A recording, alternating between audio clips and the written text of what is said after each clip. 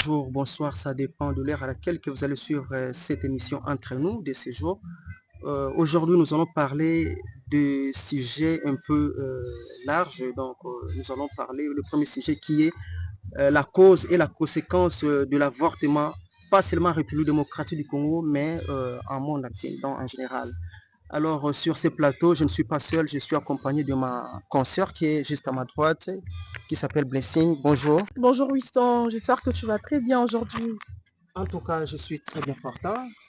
Je vous ai vu en forme aujourd'hui. Ah bon, Dieu fait grâce, nous sommes là. Nous ne sommes pas seuls sur ces plateaux. Nous avons nos trois invités, des personnes très mirobolantes. Bonjour, monsieur Jérémy. Bonjour, monsieur Winston. En tout cas, soyez le bienvenu. Merci beaucoup. C'est un plaisir de partager ce plateau avec vous. Ah, d'accord. Bonjour, madame Blessing. Bonjour, messieurs. Je pense qu'on va passer des moments édifiants pendant ces quelques 30 minutes. Vous voir aussi sur ces plateaux, monsieur Douda. Voilà, merci pour l'octroi du verbe, cher journaliste. Et je pense que vous avez déjà bien présenté, mais j'aimerais encore faire une autre présentation pour la pertinence. Ouais. Alors, on est bel et bien les Douda, nous sommes en étudiants à l'université de Kinshasa. Et à part ça, nous sommes chercheurs en droit. On est là et pour essayer un peu d'intervenir dans cette thématique pertinente. Merci beaucoup. En tout cas, merci beaucoup. Nous allons poser quelques questions à nos intervenants. Donc, en dehors de ce premier chapitre, nous avons aussi d'autres chapitres que nous allons aborder. Monsieur Jérémy, nous voulons vous écouter dans quelques poussières de minutes concernant l'avortement. Qu'est-ce qu'est d'abord l'avortement? Ok, merci pour la parole.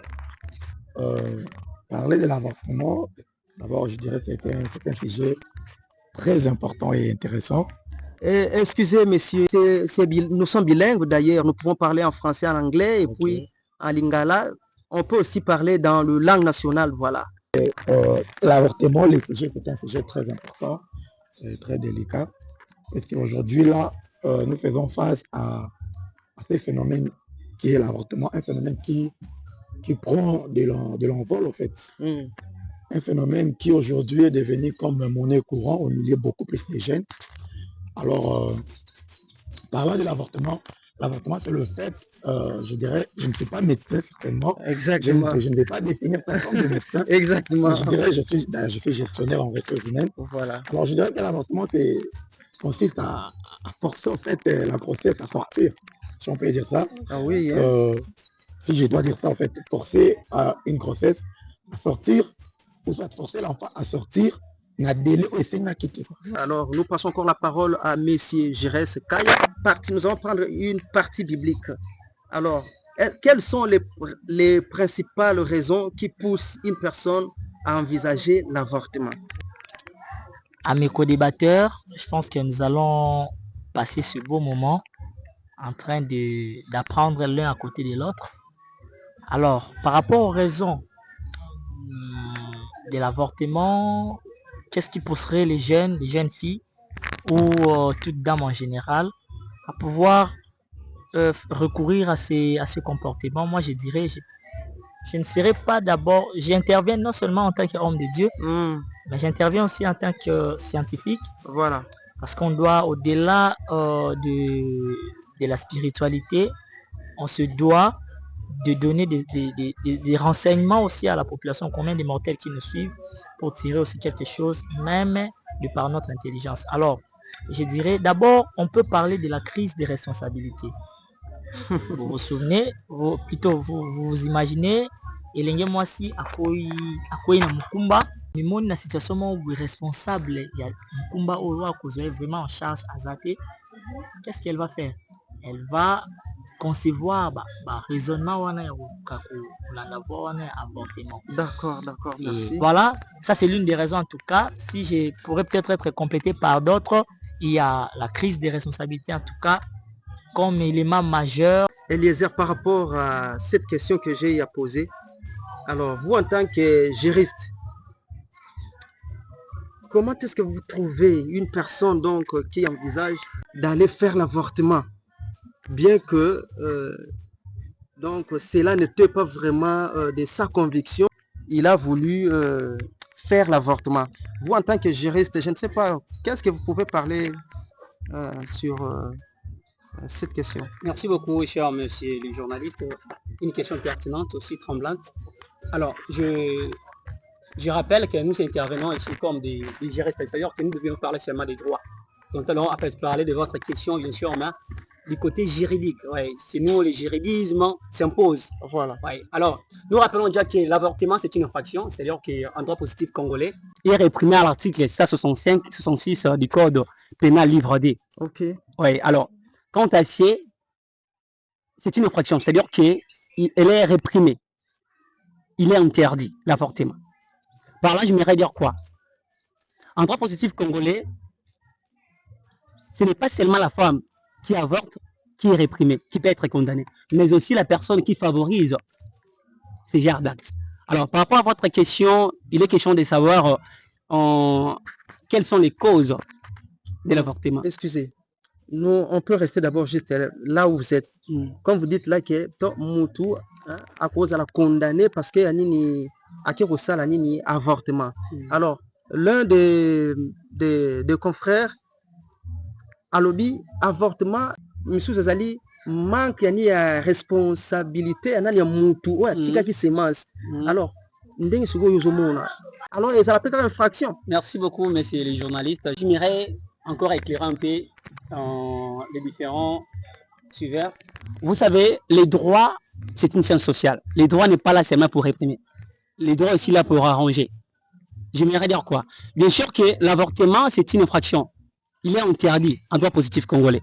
Mais il y a un acte qui est, d'ailleurs un accord, je pense que c'est l'accord de Mobutu.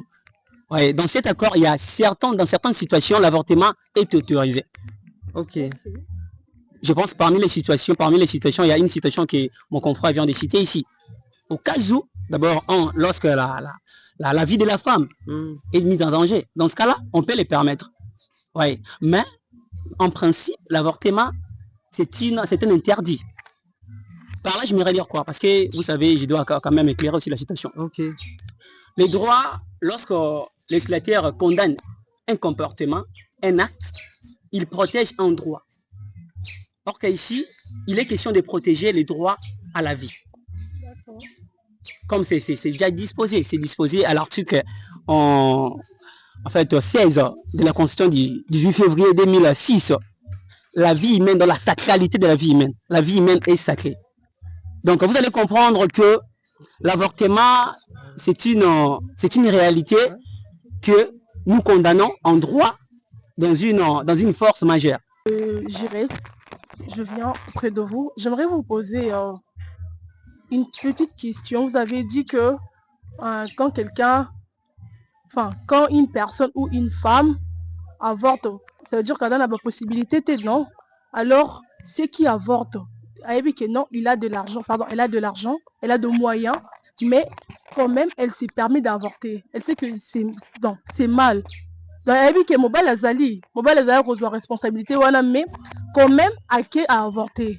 Parce qu'on a un niveau, je crois que tout le avortement en dehors du mariage. Oui, C'est ça, non? Oui, exactement. Parce que même dans le mariage, avortement, l'équipe au salle, moi, ça a avorté. Oui. Mais ici, ceux qui vont encadrer le sujet, parlons de l'avortement en dehors du mariage. C'est ça. Alors, puisque j'ai parlé de la crise des responsabilités, ça c'est un cas. Moi, je suis responsable des jeunes. Okay. Et pour la plupart des cas où on a coûté un ango, c'est par fuite des responsabilités, il y a moto à engrosser. Okay. Soit à Kimi, soit au monde qui a moto ango, ça vraiment été na kilo, il y a reprendre en charge moi na wana. Alors la fille fait quoi? A eu décision à avorter. Okay. Alors, ce n'est pas seulement ça, une autre raison aussi, et cause à le fait d'éviter d'hypothéquer son avenir. Okay, il y a certaines femmes qui se voient avoir un avenir magnifique devant elles, mais que cette situation lui arrive. Au accident. Malgré que je ne partage pas souvent quand on dit que c'est un accident, mais bon, on va le dire accident, l'accident est arrivé et elle se retrouve enceinte. Alors, à tel liboso, peut-être Kazaki n'a pas objectif, mais ambition mora minene, au lieu d'hypothéquer son avenir, alors non, moi non, son attiré son beauté en tout cas, et quoi ça va prochain. Donc à l'ongoli. Peu importe, elle peut avoir de l'argent, ou bien mon bal on dit, mais moi ça t'a l'air non, j'ai un avenir devant moi.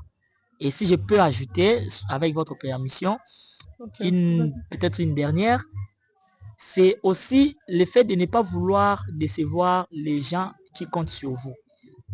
Là, je parle aux dames, aux femmes. Il y a des gens qui comptent sur elles. Aza, baebi, aza sérieuse, par exemple, et tout. Mais un accident, quelque chose arrive. Azo banga, et le comment vous dans réputation et béba quoi. Voilà, réputation et béba. Alors banga pe, parents ba yo kasoni, famille yo kasoni. On a une famille à côté. On a l'église, nos pasteurs qui nous encadrent et tout. Moi, ça t'a l'air en tout cas, on a tiki mukumba oyo. Il faut le bala. Et puis, chance à l'ibala, on dirait, et quitter bango par rapport à l'acte on a suivi sangue tamboli qui a déjà nazim. Voilà un peu ce que je pouvais ajouter. Bon, quand même, nous avons habité sur frère Jérémy Parose à moi, idée mouké. Exactement. Du voumou, réputation au béba. Alors, à qui là qui quoi avorter. Alors, est-ce que tant mieux, hein, frère Jérémy, tant mieux. Ati gonka bonga bota. Que abebisani à venir bon, hein? Tant mieux. Voilà, l'habitude sont moi qu'on compléter quand mon place voilà donc voilà. J'espère que mon frère Gérès Kaya a évoqué un point très très important. En fait, en ce qui concerne l'avortement, ce que nous devons comprendre d'abord, et dans l'avortement, il faut le naturellement. C'est-à-dire, avortement, on a forcé. On a volontaire. Voilà. Donc ici, nous mettons beaucoup plus l'accent sur les avortements volontaires. Alors, par rapport à l'avortement volontaire, je pense que oui, c'est l'une des raisons. On doit se le dire. Kobota étant jeune, c'est très difficile de mettre au monde dans les mariages. Surtout lorsque vous n'avez pas assez de moyens.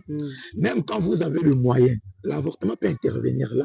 Je vais compléter ce que mon frère Gérard a dit. Vous devez d'abord, vous organiser d'abord avant de on mettre... peut avoir de moyens, mais ce fait que la grossesse non désirée. C'est-à-dire, il ne voulait pas, soit elle ne voulait pas qu'il y ait un attend, mais ayez.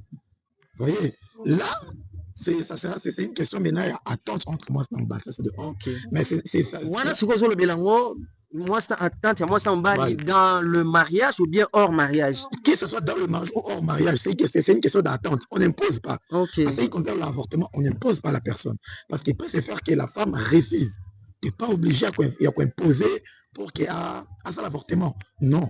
Donc, il faut une attente. Et du coup, Nathan, en fait, ça revient maintenant à la femme parce qu'elle elle doit décider sur ce que son corps doit être. Vous voyez? Monsieur Eliezer, en fait, ma deuxième question est celle de savoir quels sont les défis légaux et éthiques liés à la pratique de l'avortement dans notre pays. Vraiment, merci beaucoup, cher journaliste. Une question tremblante aussi importante. Alors, avant de répondre à votre question, j'aimerais un peu éclairer la situation parce que vous savez, on est là, nous sommes soumis à la loi, nous les juristes, c'est-à-dire que lorsqu'il y a une insuffisance qui est à la contre de la loi, on ne peut jamais les laisser passer comme ça.